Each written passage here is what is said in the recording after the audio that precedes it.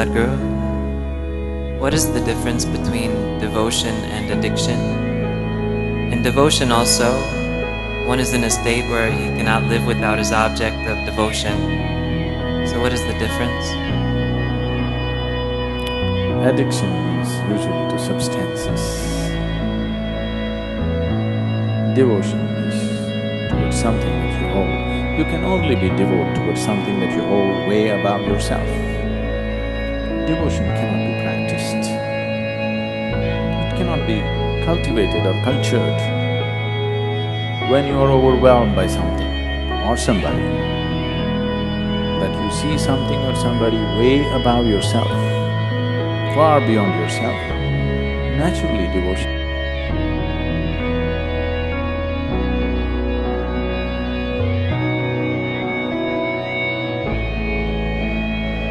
Taste of it or the experience of it, you want to do it little more and little more and little more, after some time you're trapped in it.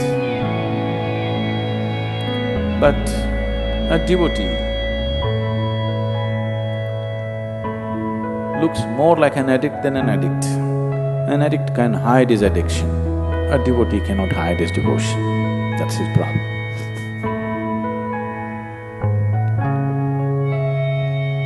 Even a drug addict,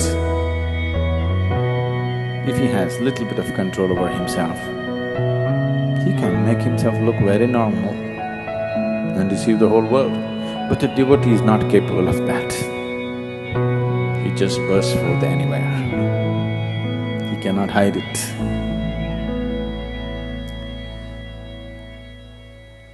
This question of devotion and addiction coming together,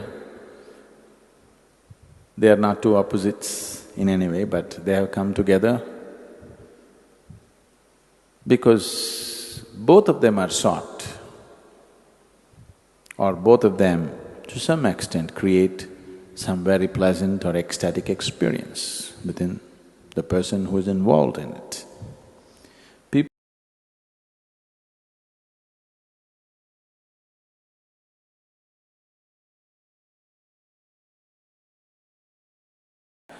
You got to do it consciously. Every day you have to think, should I do it? You have to decide, okay, let me do it. One more day. You will never get addicted to the neem ball. It's safe. If you do not know the benefits of the neem ball, at least you know it's safe. It doesn't entangle you. So someone is getting addicted to something because it is creating some pleasant experience for them. People get addicted to tobacco, people get addicted to coffee, people get addicted to alcohol, various kinds of drugs, because it's creating some pleasant experience for them. If it caused pain, if it put them off, they wouldn't get addicted to it. So devotion and addiction are only connected on the level of experience, nowhere else. They're not at all. We should not even look at them together. But in terms of experience, yes, they have a common ground. Both of them create an extremely pleasant experience. What devotion means is, your emotions have become sweet, very sweet. A devotee may look like a madman to somebody else. A devotee's ways, the ways of a devotee may look utterly silly, illogical and stupid for a thinking person. For an intellectual person, the ways of the devotee look utterly foolish. But you tell me, you have this choice in your life.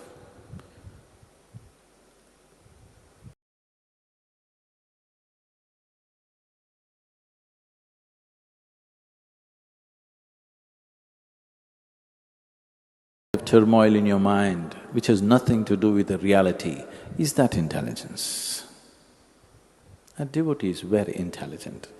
There is a deep life sense involved in it. There's a very deep life sense, a profound sense of life involved in it. He has understood that ultimately the most important thing is, if you make this experience of life extremely pleasant, 24 hours of the day, all the time, through your life, if you make the experience of you being here totally pleasant, then nothing will entangle you, everything will release you. He has understood that. It's a very deep sense of intelligence. It may not be logical, it may look silly for an intellectual person, but there is a very deep sense of intelligence involved. And obviously, this is a historical fact. More devotees have attained to the ultimate than any other way. Devotion has always been the quickest and most successful way. But only problem is, they may look like nuts to the rest of the society. If you don't mind looking like a nut, or if you've realized you're one, whichever way, then there is no problem being a devotee. Devotees are fools who are not even thinking about their well-being. But they don't have to think about it because they found their well-being. Only those who have not found it have to constantly think about well-being, isn't it? A devotee is well. If he has to die tomorrow, he is still well. That's how he is. So he's found his well-being, so he doesn't think about it. He doesn't feel the need to think about his well-being because he's well, really well within himself. So it's a very, very profound sense of life. If this life sense is dissected and analyzed, it doesn't make sense, but in your experience it makes sense.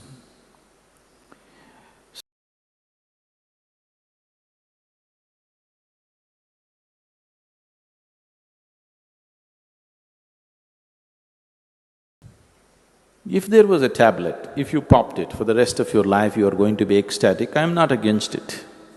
I'm okay with it. What's the problem? I'm perfectly fine with a drug. If there was a drug that you can take it, for the rest of your life you're ecstatic, what is the problem? Let's take it. But the problem is, it just gets you on a high for some time and then dumps you in such a bad way. And in the process of doing this, it just ruins you completely. That's the problem. If there were no side effects, if you pop one pill and… or even one pill a day, like vitamin, if you pop something, an LSD or an ecstasy or whatever the names they have for it, and for the whole day you're ecstatic and there's no damage to the body, you will live well and your intelligence still functions. That's important. If your intelligence still functions and it expands you and makes you enhanced in every way, I don't see what's wrong with the drug. But that's not what the drug does. It's just that with the drug, with the addiction, both the physicality and the mentality, both the body and the mind shrinks. The physical capabilities will shrink and the mental capabilities will shrink. So as a human being, you're not enhanced, you're destroyed. But devotion makes you hugely enhanced. Things that you never thought you could do, now you can do because there is no limitation on you. A devotee is also insane with ecstasy, but he will never jump off a mountain or he will never jump off a high-rise building. You know, this happened to lots of people in United States during the 60s. People jumped off high-rise buildings because they were on LSD and they thought they're free and they could fly. Devotee also feels like that, but he will never jump off because his mind and body is in full function, because he's in such a state of pleasantness within himself. So, addiction shrinks you, devotion enhances you. Both of them could be pleasant experiences. Addiction can give you moments of pleasantness. Devotion gives you a constant sense of pleasantness. But the most important thing, it enhances you, expands you, makes you all-inclusive. Addiction pushes you to your corner, makes you totally exclusive, to a point where after a period of addiction, most people become neurotic or broken with anxieties or depression. Because the mind is broken, the body is broken. So one enhances you, another destroys you.